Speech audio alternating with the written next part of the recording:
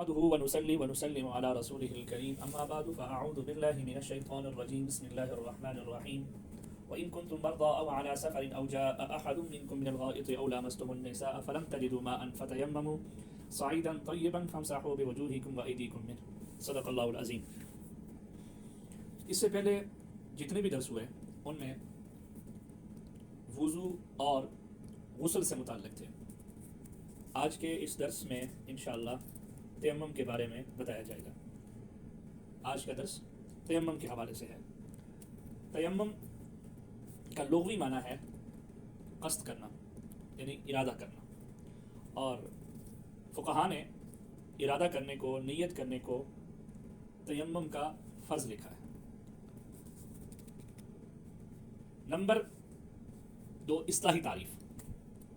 اصطلاحی تعریف تیمم کی یہ ہے کہ پاک مٹی سے مخصوص طریقے سے چہرے اور ہاتھوں پر مسح کرنا، یہ اس کی اصطلاحی تعریف ہے۔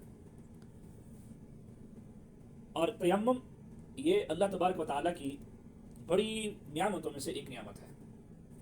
یہ نعمت اس سے پہلے کسی امت کو اللہ نے نہیں عطا فرمائی۔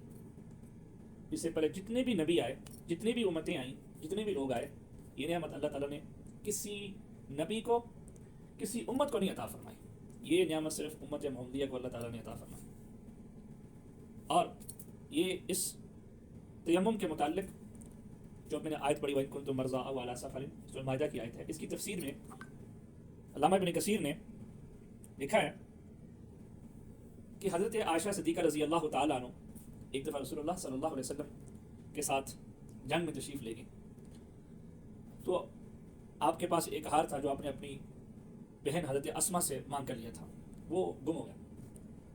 آپ صلی اللہ علیہ وسلم کو جب یہ حال معلوم ہوا تو آپ صلی اللہ علیہ وسلم نے وہیں قیام کیا، وہیں پہ آپ صلی اللہ علیہ وسلم رک گئے، آپ نے وہیں پہ پڑاؤ ڈال دیا۔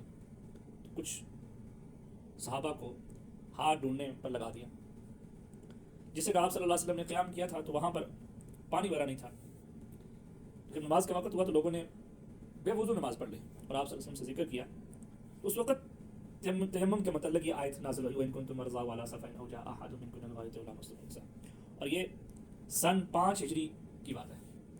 سن 5 ہجری میں یہ تیمم شروع ہوا۔ تو یہ نعمت اللہ تبارک و تعالیٰ نے صرف امت محمدیہ کو عطا فرمائی، اور اس کا علم حاصل کرنا ویسے ہی ضروری ہے جیسے وضو یا غسل کے متعلق۔ تیمم وضو اور غسل کے قائم مقام ہے وقت ضرورت، کہ اگر کوئی آدمی مریض ہے، وہ پانی کے استعمال پر قادر نہیں ہوتا تو وہ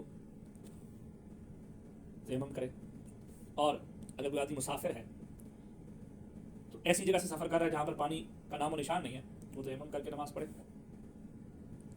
تو یہ جو تیمم ہے یہ غسل اور وضو کے قائم مقام ہے۔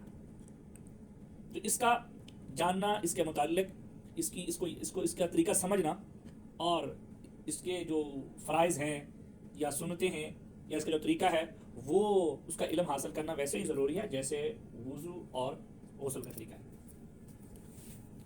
قرآن کریم کے اندر اللہ رب العزت نے ارشاد فرمایا وَإِن كُنتُم مَرْضَىٰ أَوْ عَلَىٰ سَفَرٍ أَوْ جَاءَ أَحَدٌ مِّنكُم مِّنَ الْغَائِطِ أَوْ لَامَسْتُمُ النِّسَاءَ، کہ اگر تم بیمار ہو یا تم سفر کی حالت میں ہو یا تم میں سے کوئی شخص استنجا کر کے آیا یا تم میں سے کوئی شخص اپنی بیویوں سے قربت کر کے آیا ہو، فَلَمْ تَجِدُوا مَاءً فَتَيَمَّمُوا،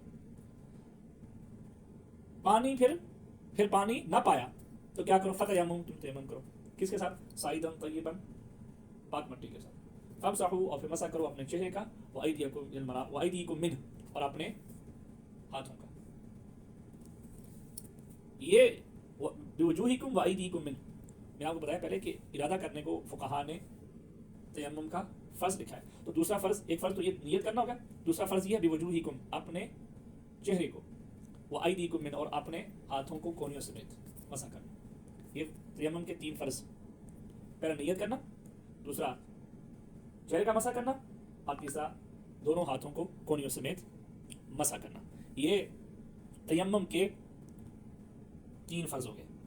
اب تیمم کرنا یہ جس کا جو سنت طریقہ ہے وہ تو انشاءاللہ آگے جا کے آپ کو بتاؤں گا میں، لیکن تیمم کے متعلق جاننا، تیمم کا فرض یاد کرنا اور اس کا طریقہ یاد کرنا یہ بھی ضروری ہے۔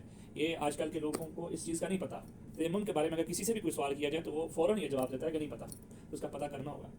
بعض اوقات شہروں کے اندر بھی پانی نہیں ہوتا، اور بعض اوقات آپ ایسی جگہ سفر کر رہے ہوتے ہیں وہاں پانی کا نام و نشان نہیں ہوتا، تو نماز قضا ہو جائے تو کتنا بڑا گناہ ہے. اگر آپ کو تیمم کا طریقہ پتہ ہے تو آپ فوراً پاک مٹی کے ساتھ تیمم کریں اور نماز پڑھیں. اللہ تعالیٰ سے دعا ہے کہ اللہ تعالیٰ ہمارے لیے عمل کی رائے آسان فرمائے.